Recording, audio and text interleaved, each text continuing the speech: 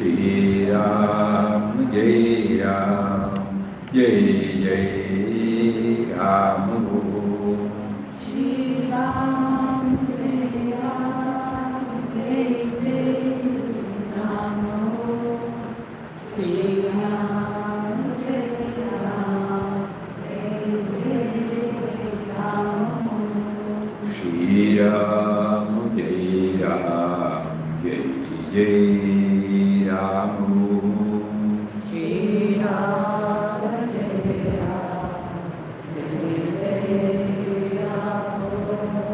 Shri Ram, Jai Ram, Jai Jai Ram. Shri Ram, Jai Ram, Jai Jai Ram.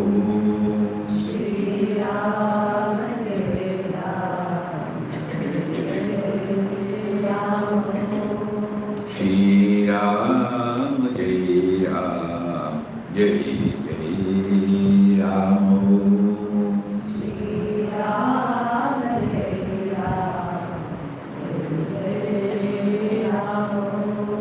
Shri Ram, Jai Ram, Jai Ram. Shri Ram, Jai Ram, Jai Jai Ram. Shri Ram, Jai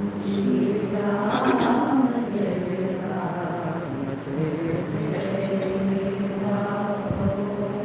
Ram. Shri Ram, Jai Ram, Jai Jai Ram.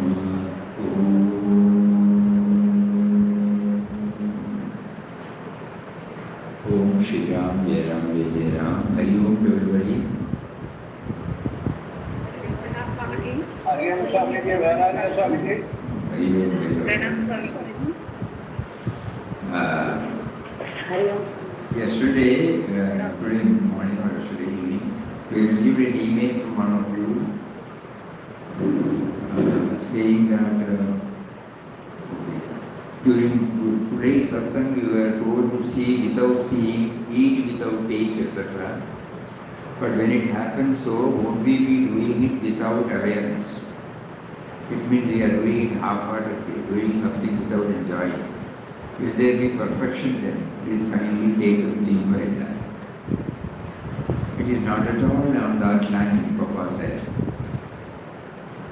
When we shift our priority to God thought, though we are looking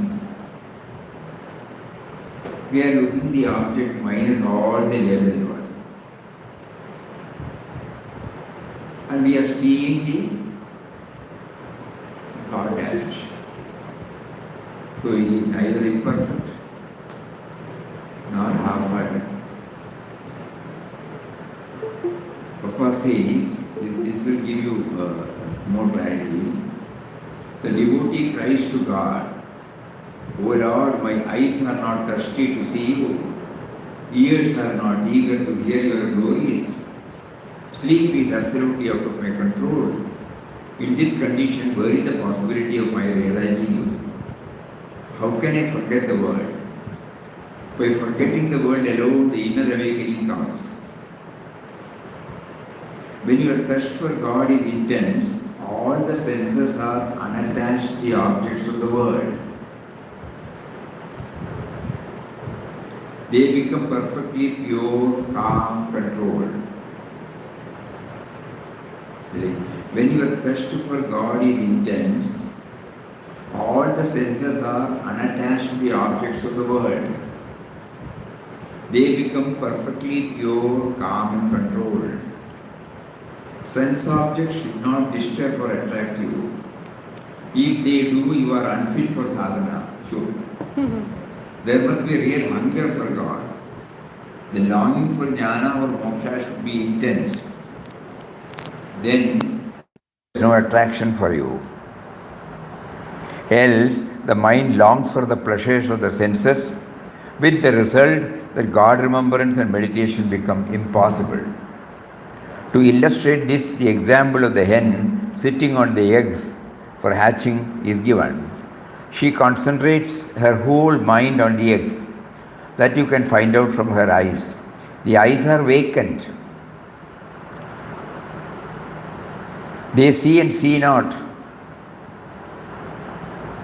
Such must be the concentration of one seeking the Atman. The Gita says the seeker of God should be like the tortoise which withdraws its limbs whenever it wants. Likewise, we should withdraw our senses and not allow them to go outward. Spiritual practice becomes possible only if it is backed up by Vairagya. Mere external Vairagya will not do. Inner Vairagya must be there. That is born of sincere, wholehearted aspiration to realize God. When the heart aspires, the Indriyas do not function in the manner they did before. They function harmlessly without hankering after objects. They cooperate with you in your quest. When you have intense Vairagya, the practice of meditation and concentration becomes fruitful. Otherwise, there will be a tug of war within you, a protracted struggle in which the Indriyas seek to go outwards and your mind strives to go inward. It is this problem that Arjuna posed before Sri Krishna. I intellectually understand you, but I cannot practice it because the mind is as restless as the wind. How can I control it? How can I fix it on one point within myself? And Sri Krishna said, Asamshayam Mahabaho Mano Durnigraham Chalam Abhyasena tu Kaunteya Vairagyena cha Krishyati. It is true, Arjuna, mind is difficult to control. It is restless, but there is a way to do it through Abhyas and Vairagya. If there is no Vairagya, the spiritual aspirant cannot succeed in realizing the truth. This Vairagya is mainly a state of inner renunciation, a condition of the mind. So it is very clear, the senses, it is not that we become half-hearted. All the senses are unattached to the objects of the world. They become perfectly pure, calm. That means, when we say that you should see without, look without seeing, hear without listening, eat without tasting, this is the outcome of our sadhana. If we practice it now at our level today, it will be impossible. Because the senses are not in our control. But as we said yesterday, even during our life so far lived, there have been many instances where when we are concentrating on something intensely, we do not become aware of the person or the thing before us. He may be very close to us. He would have wished us, greeted us, but we would not be able to see. Our eyes are open.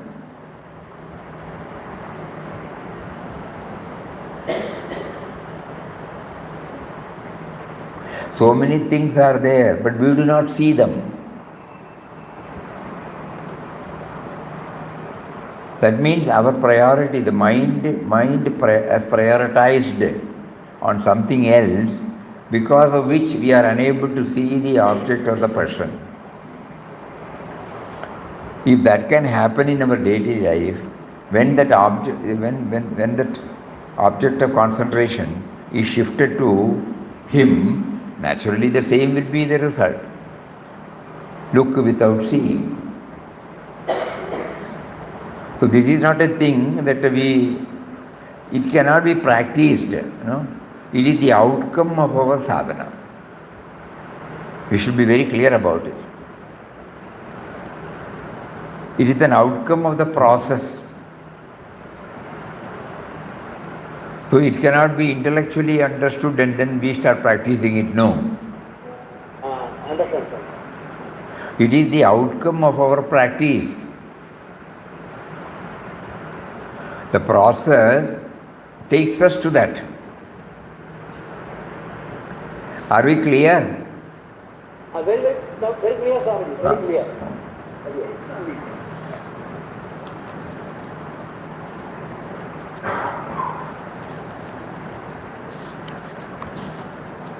Some people have asked for the particular portion yesterday which we read. We have sent it today.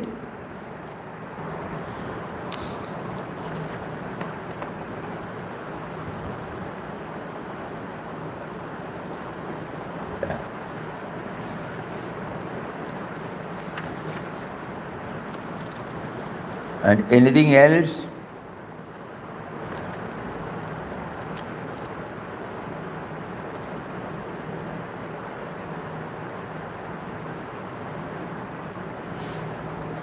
Again on the same subject, Papa says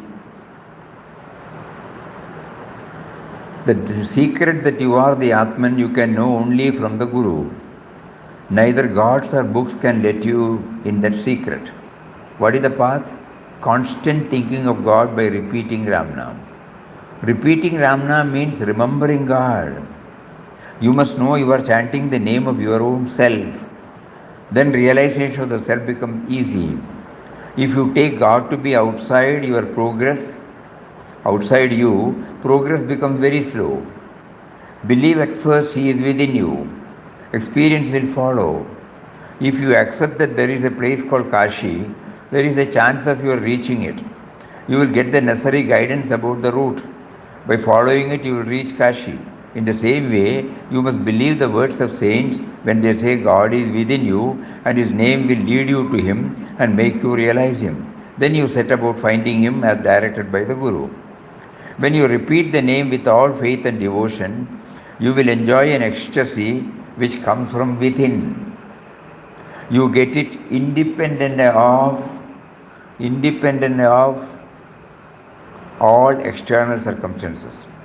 When you once taste the name, then other things will taste insipid. But you must have the foretaste of it before real detachment come to you. Once when Ramdas was wandering in the streets of Govardhan, he heard from a distance the singing of Ramnam and he was drawn to that place. About 10 to 12 Bengalis were singing Hare Rama, Rama Rama, Hare Hare, Hare Krishna, Krishna Krishna, Hare Hare, with cymbals in chorus. It seemed as if one alone was singing with a loud voice. They produced such a vibration in the atmosphere that all those who were listening, including Ramdas, were lost in a divine rapture. It was a wonderful sight. He sat there for 3 hours until the bhajan ended at midnight.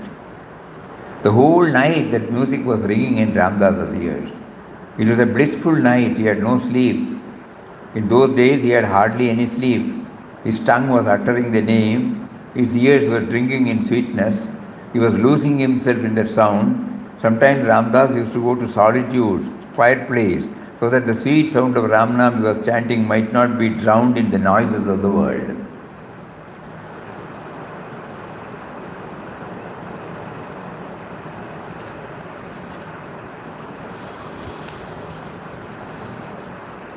So remembrance, that's what Papa wants to hammer into our brain. We are all chanting, but this aspect probably would not have gone deep into us. Intellectually we know that we have to remember Him. But something else also should take place to remember Him, no?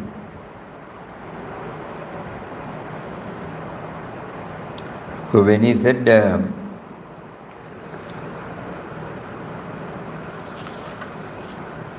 the object is to still the mind. Stilling the mind is not so easy when it is running about.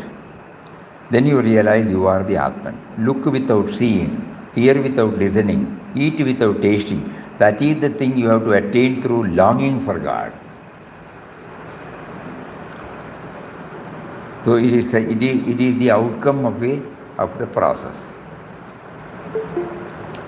It is very clear. We cannot practice it now. It does not come to you if you merely wish for it. It is a result of intense longing for God. And yesterday we were telling about, there should be interactive action, and for which what is needed is deeper contemplation. So when we went back from this, we were going through Srimad Bhagavad Gita, and in the chapter 18, sloka 64, 63, he says, I have explained everything to you. Now you think over it and do what you want to do.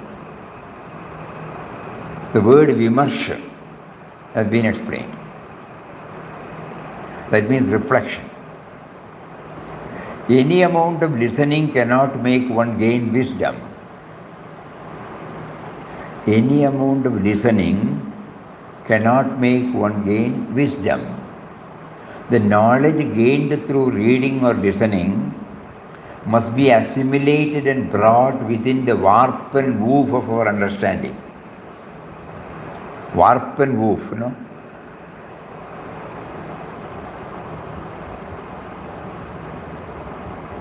It should get integrated, you know.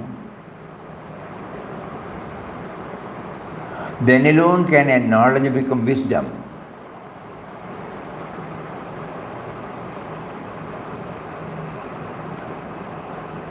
Knowledge will fade away, wisdom will stay with us, no? Therefore, Arjuna is asked not to accept Krishna's song of life as such, but he has been asked to independently think over all that the Lord had declared, to put the idea, now beautiful word, to put the ideas between the mind and the intellect, and to chew them properly is reflection. Masticate, no? Just like the cow's dung to the mastication. Similarly, to put the ideas between the mind and intellect and to chew them properly is reflection. Each one will have to get his own individual confirmation from his own bosom.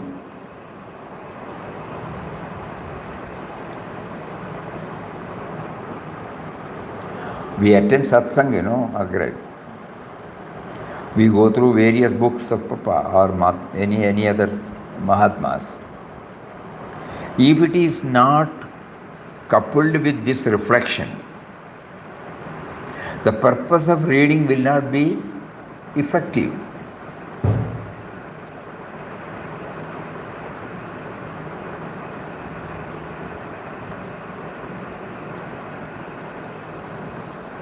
So this chewing, you know, to put the ideas between the mind and the intellect and to chew them properly is reflection. Each one will have to get his own individual confirmation from his own bosom.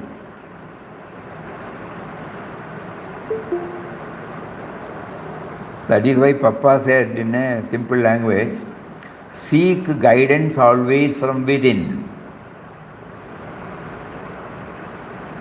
If what Ramdas says is in agreement with your inner voice, follow it. Don't accept Ramdas' suggestion without a sanction from within. The more a man becomes reflective and meditative, the nearer he approaches the true springs of life.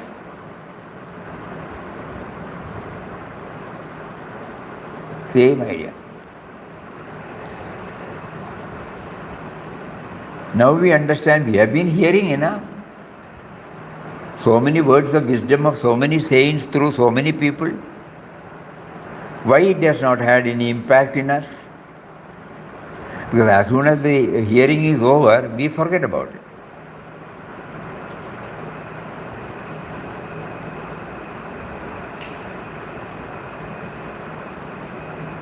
As somebody was telling yesterday, when we were in our school days, every day we used to be, they forcefully give us homework,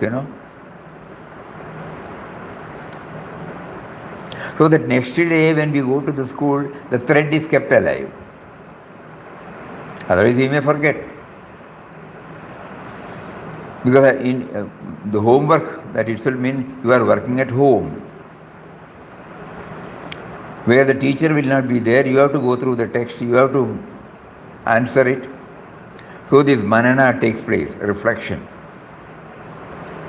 That is how we were all initiated into this manana aspect. We did not know that, now we come to know. At that time, to please the master, teacher, or in our days to avoid get beatings. We do all these things because the next day they will ask. If it is not there, we will be punished. So, not because of reflection, but out of saving our skin, we were doing it. But the purpose of asking us to do homework was to initiate us into the process of doing manana or reflection.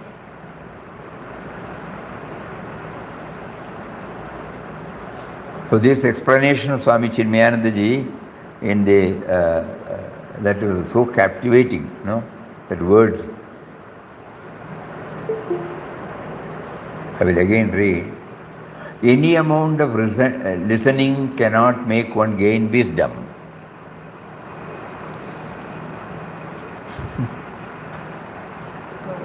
Third.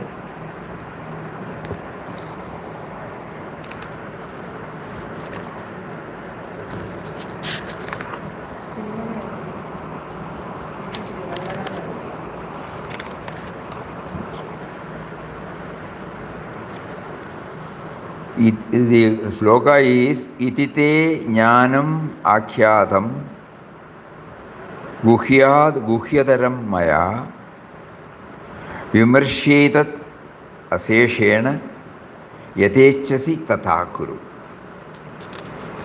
This is, after giving a long lecture, must be, out of 700 now you can say 637 slokas. Again you reduce 100 count. After 550 slokas, he does not say that you should do this. Try to think over what I said and decide for yourself your course of action.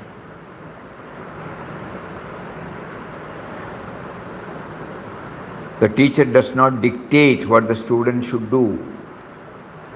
A good teacher can tell you what is right, what is wrong, what is true, what is false, and make your mind grasp these ideas. Then it is left to you to take your own decisions. There is no compulsion, no kind of sermonizing or forcing people to accept a code of conduct. Highly cultured people need only a little understanding of things. They know how to decide for themselves. Therefore, Sri Krishna uses this wonderful expression, as you think proper, you do.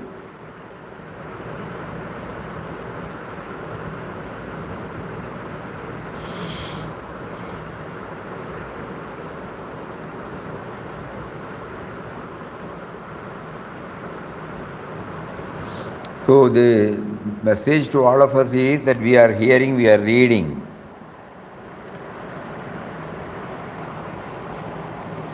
But when we take up Papa's any words, now for example this look without seeing, initially we may get this confusion, nothing wrong in it because we have not applied our mind, but again we go, then it becomes clear, and then it becomes very clear to us. So the knowledge gets transformed into wisdom.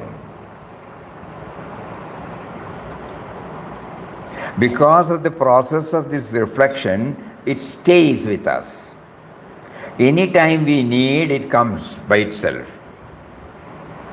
The mind is so trained that when the knowledge gets transformed into wisdom, the mind is prompted automatically by the wisdom to come in the forefront. Putting it in another way, we can say that when knowledge is transformed into wisdom,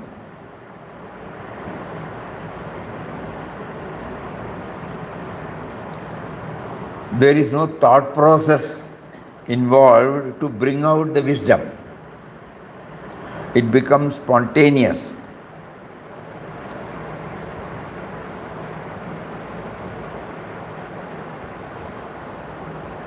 Kindly think about it. This is very, very important for all of us. In any field, if the boss asks us to do something, if we don't do the manana, then it will not be effective.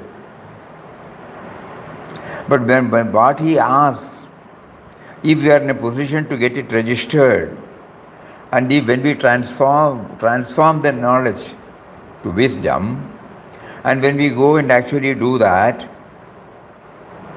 it comes. Think about it. In our daily life, we are doing it, but we are not extending it when the spiritual journey starts. Most of the things which we are asked to do as a part of our discipline, we are doing it in our daily life. The only problem is the moment we say it is a spiritual journey, unknowingly the mind sets a, evolve. Not that we do not know, we know that. For all our other this thing, otherwise we would not have been able to master in many things. There is concentration, reflection, everything is there. There is vairagya is there. Abhyasa is there. Everything we have done it. So far at this age, when we sit and look back, all these things we have done it. What is happening? It will come back this side. Admit all. Can you see now? Okay, because something else comes in between. So, Papa, right from the beginning, you might all be knowing very well that Papa did not seek anything from outside. Right from 1920 onwards, when the struggle started,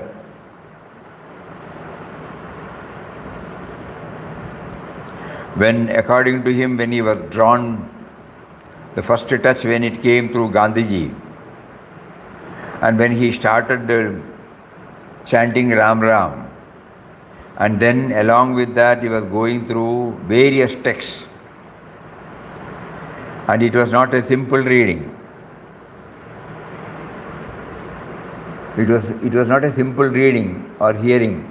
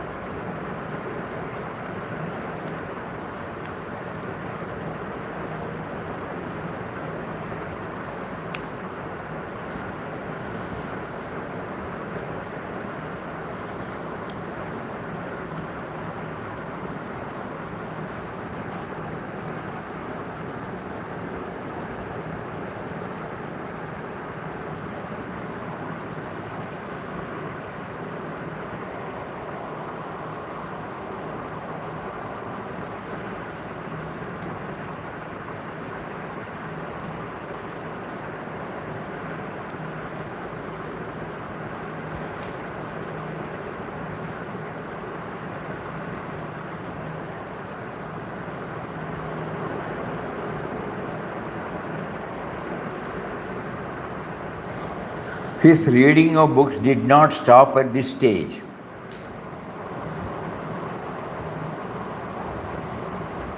He went on and on, reading more and more books.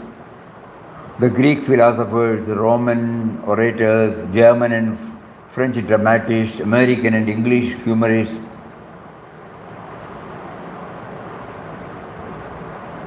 And books on crime and detection, and the masterly novels of authors of various countries in the original or in translation absorbed all his attention during his spare hours. In fact, he devoted only a very small part of his time toward the institute studies. When the mind was perfectly arid and the thought of God repellent to it, when peace and equanimity lost their charm for him, in some mysterious way, he came upon the works of Swami Vivekananda, Ramakrishna Paramahamsa, Swami Ramtirtha. The words of Swami Vivekananda resonant with the throb and thrill of his intimate experience of God revelation, followed by a loud and insistent call from the darkness of non-belief into the light of living faith. His tremendous renunciation and the great spiritual power which gave him his strength to carry the message of Vedanta across the seas to distant land, where he delivered the message of our rishis in about Vivekananda, he says, and the faith with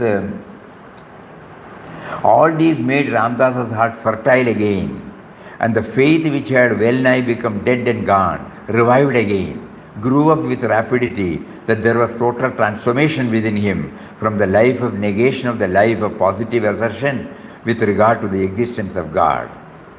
However, he became a radical believer. Henceforth, he concentrated his mind upon the Hindu and Christian scriptures.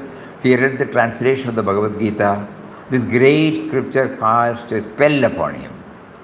He could even then get from it flashes that illumined his heart, though most part of it did not reveal their secrets to him.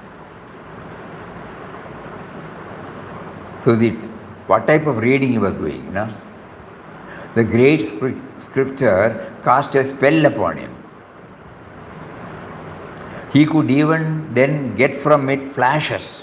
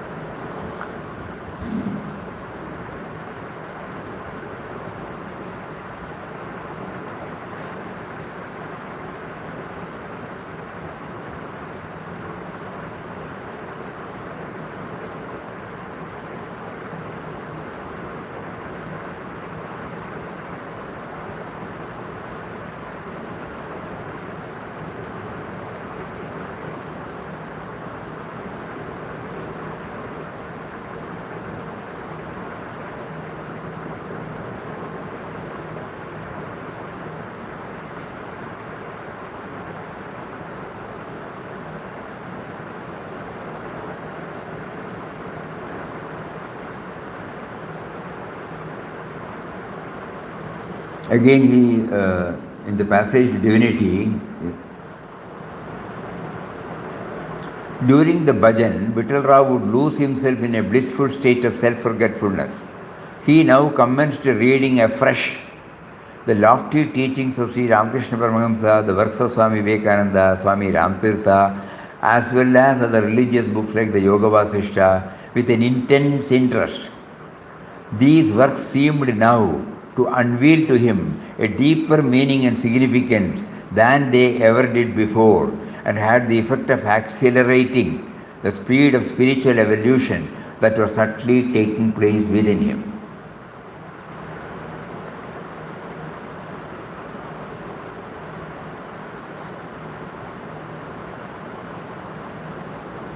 So that means the effect is there.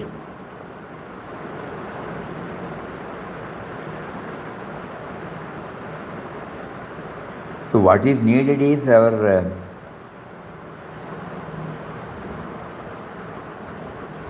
any amount of listening cannot make one gain wisdom. The knowledge gained through reading or listening must be assimilated and brought within the warp and woof of our understanding. Then alone can knowledge become wisdom.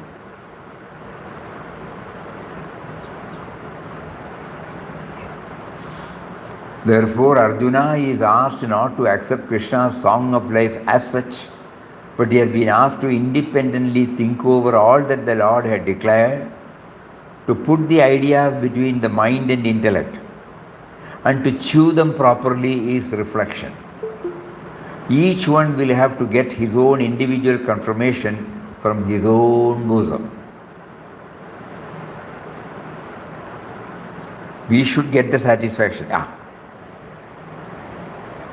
So listening or reading will become a useful tool only when the assimilation and absorption and reflection takes place.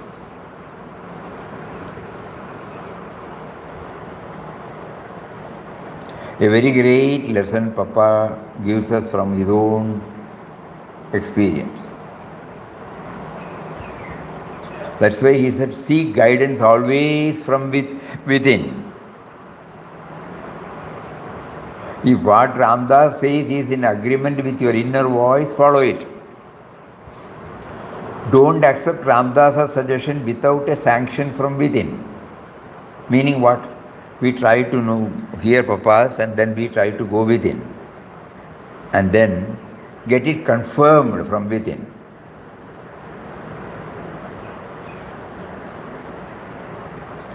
The more a man becomes reflective and meditative, the nearer he approaches the true springs of life. That means nothing is treated as casual. Everything is treated with all its seriousness.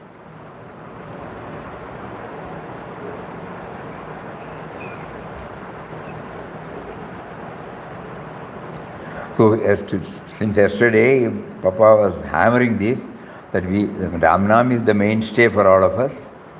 So what should be the attitude while we chant? He said straight away that you are chanting the name of your own self. Not that you have to get anything, you have to realize that he is there. Entire sadhana has been put in a few words there. No? You are chanting the name of your own self.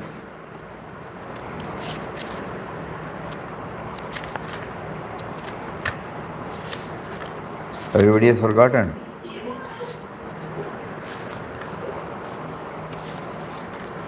What was the date? Swami, one doubt, Swamiji. Are we qualified enough to get guidance from inside, Swamiji?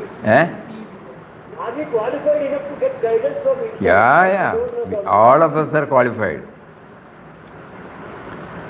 The very fact that we are sitting now hearing, that is the first step. We have to add something more, that's all.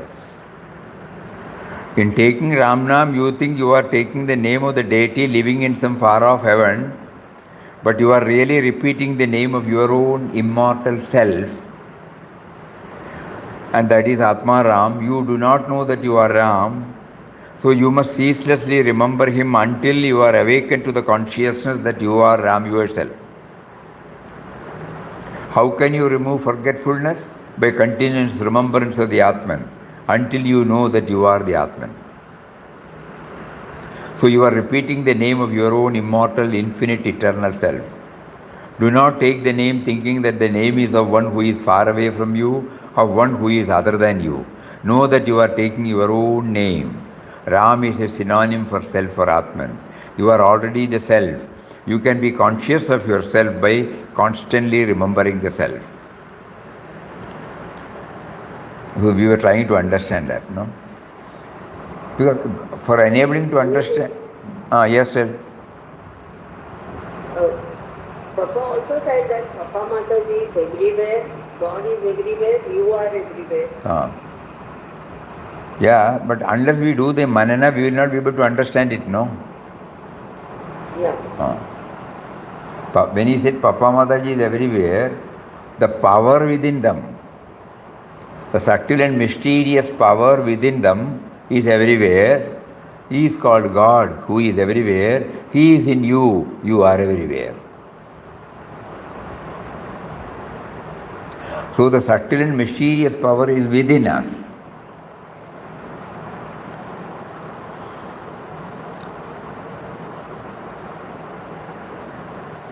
Because the context is that somebody made a comment that certain people see only God in a frame. So Papa immediately asked, what did you do? You put Papa Mataji's photo. Somebody wanted somebody else's photo. But actually Papa Mataji is within you, God is within you, Papa Mataji is everywhere, God is everywhere, you are everywhere. That means the life principle, the prana, the subtle and mysterious and subtle energy, power, it is within, that which is within Papa Mataji is everywhere, which is called God, who is everywhere, which is in you, who is everywhere. So this common factor has to be identified. It is for that purpose we are chanting. It is for that purpose. To love all means to love none. Love all means to And love love all. all for the sake of the self. That is all a process. It is the outcome of a process, you know. Yes. When we reach that stage, we will understand the meaning. Yes, yes. To love all is to love none. At this point, when we are seeing everybody as separate, we will not be able to understand. We can only read that. So that is also the... Papa says when you love everybody as Atman அப்படிங்கிறாரு. No, that is right. The That Atman, it is not to be seen here. Atman cannot be seen. So immediately when we hear Papa say, you are chanting the name of your own self, we try to go within and find out. The thought is trying to find out. There is no object there. Okay. So immediately you start plumbing deep. As Papa said, the heart is working, digestion is going on, lung is breathing, blood circulation is going on. How does it go? Which power is activating that? Which power gives me the feeling that I am? So this is how we try to go within.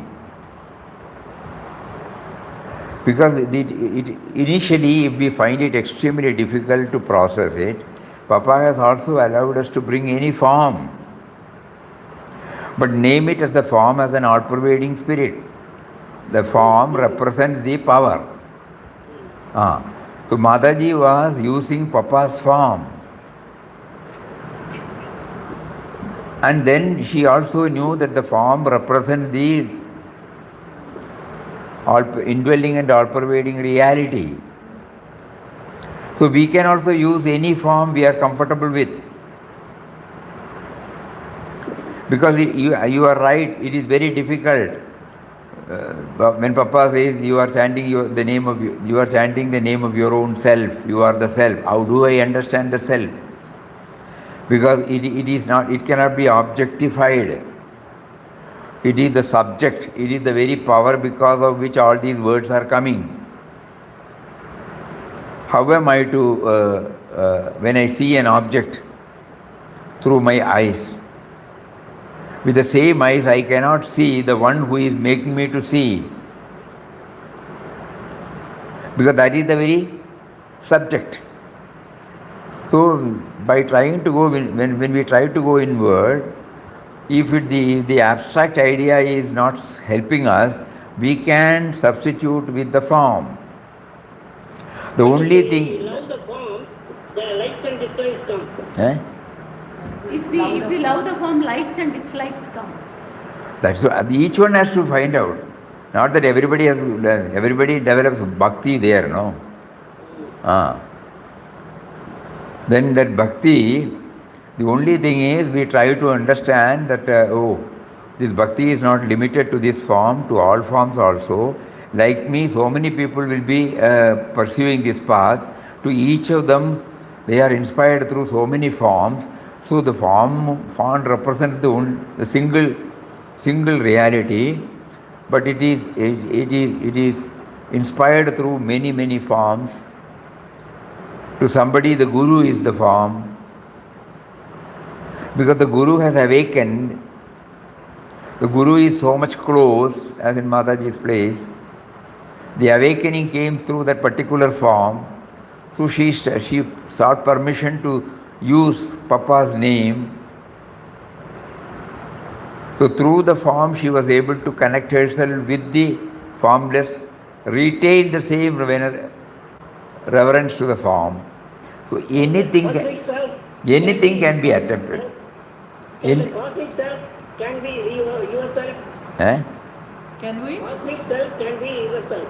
Yeah, Everything cosmic is self yourself. is Papa it. says, Everything everything is yourself. Everything is yourself, Papa says it. Whatever way, there is no hard and fast rule. We have to go within and find out for our own. This cannot come from outside. Yes. The path to be chosen. Now they have given us when we want to reach it, nowadays the GPS gives you the direction. But we have to drive in. GPS by itself will not take us to the destination. We have to drive according to that and go. We have to do the doing. Then only it will come. So Papa has given this. That's why he said, seek guidance always from within. But this, by constantly reading and assimilating and absorbing, it will slowly prepare the mind to go inward. But very important, very important. Now we are in a very crucial stage. All spiritual masters keep on drilling into us the truth that the end and aim of all spiritual discipline is to plumb deep within, still the mind, and to know and realize the presence of God, who is love and bliss, pure love and bliss. Our revered master, beloved Papa Swami Ramdas, has also given some clues to quieten the mind in his various teachings. Some of these clues have been culled out and presented in this booklet, Inward Journey. Earnest seekers may find it useful to pause after reading each page, reflect on the theme, live with it, become still. This is more important than to continue reading. Let the book do its work to awaken the seeker from his conditioned thinking. So the first is, man's quest for happiness can end only by realizing the fountain of eternal joy residing within himself. The sooner you realize, the better for you. Repeat the name as a means to that end. You must still the mind, be free from the sense of duality. Know that you and the God you worship are one and the same. Transcend name, form and duality. There is then no otherness for you. Fear leaves you. Consciousness of the self dawns in you. You are liberated from the clutches of desire and ignorance, from the clutches of bondage, misery, pain and sorrow. This is the goal you have to reach. This is the first passage. Man's quest for happiness can end only by his realizing the fountain of eternal joy residing within himself. The sooner you realize, the better for you. Repeat the name as a means to that end. You must still the mind and be free from the sense of duality. Know that you and the God that you worship are one and the same. Know that you and the God you worship are one and the same. Transcend name, form and duality. There is then no otherness for you. Fear leaves you, consciousness of the self dawns in you, and you are liberated from the clutches of desire and ignorance, from the clutches of bondage, misery, pain and sorrow. This is the goal you have to reach. So when we read this, we apply our mind again and again and again. You and the God you seek is one and the same. You and the God you worship is one and the same. That means Ram is in me. Ram is in me. So we try to find out. Okay, I have read it. I have understood it. Literally, I have understood it. Intellectually, I have understood it. Now, kindly guide me as to how it becomes a reality in my life. So we try to go within. Whenever the mind goes out, take Ram Nam. Again, the Ram Nam, we have been told Ram stands for the self within you. Again we try. Again the mind goes out. Again we try, One page, one quotation.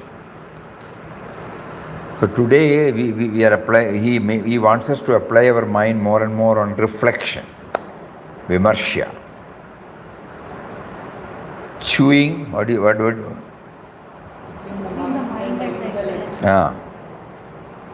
And chewing it. For what? Then the knowledge gets converted, gets transformed into wisdom.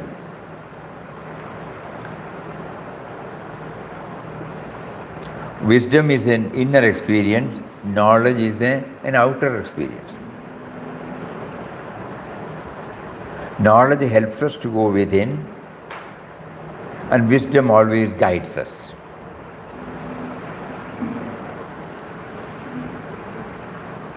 And it comes out through our memory, without any thought process.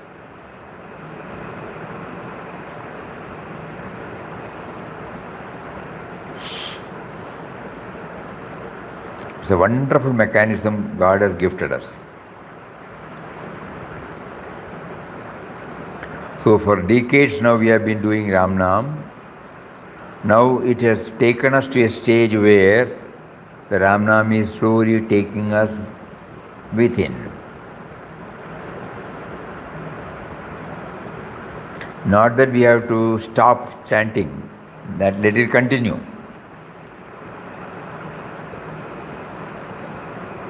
But now, along with the chanting, we snatch a few moments and try to apply this in our mind, and then slowly, out of say half an hour, 1 minute, 2 minutes, 3 minutes, something like that, we try this method. And when he blesses us with a glimpse of it, and that is what Papa talks about, sweetness.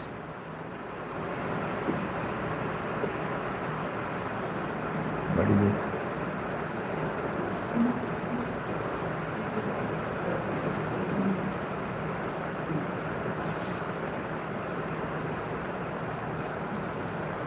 So when Papa talks always about sweetness of Ram Nam, what does it mean? The ecstasy born of that, born of getting connected with our core of our being. That feeling, pleasant feeling, which cannot be explained in any other way. So the word sweet is something very pleasant, to hear. Sweet and bitter, sweet. It's pleasant to hear. So the sense of the pleasant experience we get by chanting, by remembering him. Chanting will upgrade itself to remembering him, and then remembering him gives us this sweetness.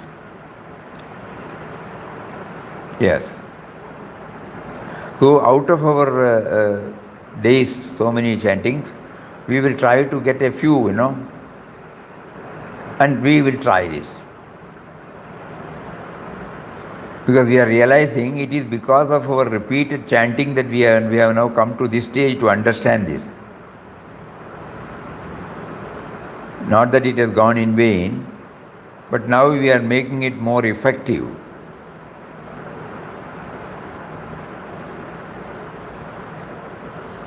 So the reflection aspect is what is emphasized by Papa. Anything else from anybody? Swamiji, in God Experience Volume 2, by Swami Ramdas, page number 39, it has been very well depicted that Mataji has done noble revenge, in the eating of noble revenge. Papa has referred. There is such a thing as noble revenge. It means if anybody does you harm, you do good to him in return. You heard of that man who was about to strangle Mataji at the Kasargod. When he pushed her, she fell on a water path, tumbled down from the veranda onto the rough ground and got severely hurt. When he came here recently, with what love, he was treated by her. Astonishing not. He would not identify the person, but he himself confessed he was the man. He wept in repentance. She gave him food, new clothes, sent him away with some money for his expenses. She never felt he had done anything wrong. That is an example of noble revenge. Swamiji? Yes. Okay, now we are talking about reflection, no? That is okay, reflection. How to transform the knowledge into wisdom. Mataji is that it is not coming that much easy. So let us try. Let us concentrate more and more on this aspect, so that it becomes a practice. Otherwise, then immediately the mind will take us to so many things, and it gets diluted. Not that. It is okay. We are trying to now understand more and more on the word reflection, and during Nama chanting, we try to sit for some time and then bring these thoughts of Papa, that we are chanting the name of our own self. So how am I to understand? The self cannot be objectified. At the same time, I have only a vehicle called the thought. Thought needs some object to concentrate. So I find it extremely difficult to go inward. Kindly help me. Like that, when we plead, he immediately takes us to, he gives us some clues by which we are taken to the inner chambers, which is otherwise called the reflection, concentration, meditation, stilling of the mind, silencing the mind. So let us all try that. No? Let us try to ensure that the mind, at least for a few moments, gets concentrated upon this particular one. Otherwise, again, we will be continuing as before. This particular word, you are chanting the name of your own self. How am I to experience? This should be the question that should be well up in our mind to ourselves. We are not seeking answer from outside. If we seek from outside, it is only hearing, listening, but not reflecting. Okay. Swami, you said the love of all is to love none. Can you explain to me? I didn't understand. Even if we explain, it cannot be understood now. Because to us, we are all separated, no? Yes. It is an outcome of a process of that vision. When we try to identify the common factor in everybody, then we will not love a particular person, no? Everything becomes everybody, no? Intellectually we can understand that much now. When we try to identify the common factor in everybody, we will not see the otherness. So love means duality, na? When there is otherness, we say we love him. That is why Papa said, to love all is to love none. Because you don't have to, when I say every shirt is mine, I don't have to say this is my shirt. The moment I say this is my shirt, automatically the other shirts are not mine. So that stage, even if we intellectually understand, it will not help us, because it is a stage, it is the outcome of a process where we try to identify the common factor in all. Oh, suddenly you will say, to love all is to love none. If we try to understand it with the present level thinking, where we see the otherness, we will never be able to understand. Because it is difficult to understand. It is paradoxical, no? To love all is to love none. Intellectually speaking, it is paradoxical. But when we raise ourselves to that stage, when Aham Brahmasmi stage, when I see everything as as Brahman, then there is no particular creation I have to identify and love them. I become love itself. Yes.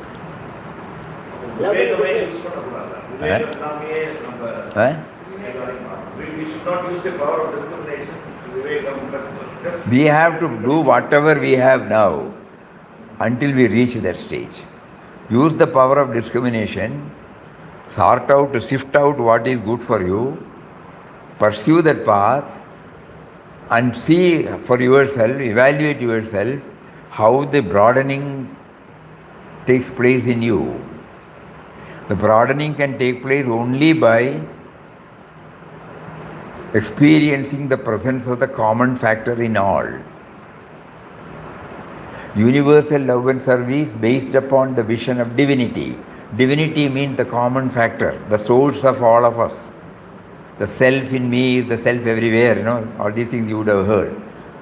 When we realize this, experience the presence of the self, automatically it is beyond all names and forms. So when we come down to the individual level, what comes out is loving all and serving all. And we will not be attached to any one person, we will be attached to the whole person.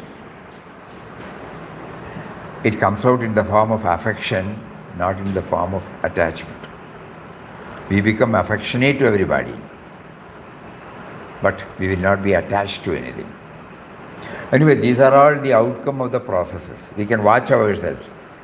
10 years back, 15 years back, what we were and what are we now.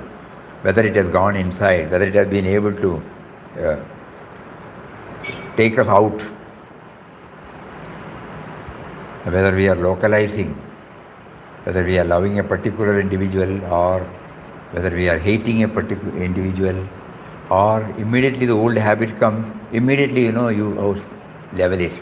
Like the ripples on the water, the leveling is immediately done. Ripples do come. When we are, so long as we have got this embodied self, but in the shortest possible time it gets squared up.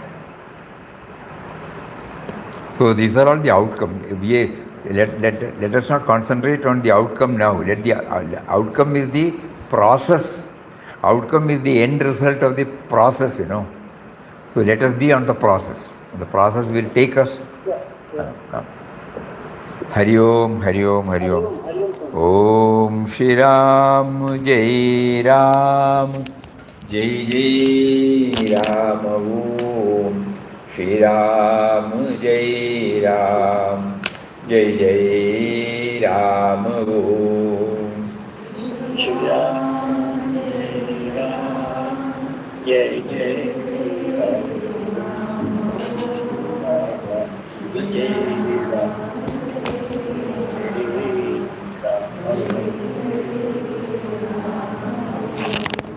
Shri Ram, Jai Ram, Jai Jai Ram. Om Shri Ram, Jai Ram, Jai Jai Ram. Om Shri Ram, Jai Ram, Shri Ram, Jai Ram, Jai Jai Ram. Om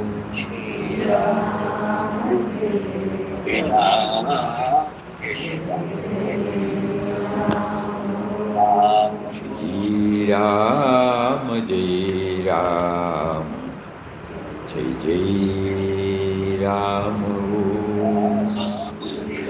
Om Shri Ram, Jai Ram, Jai Jai Ram.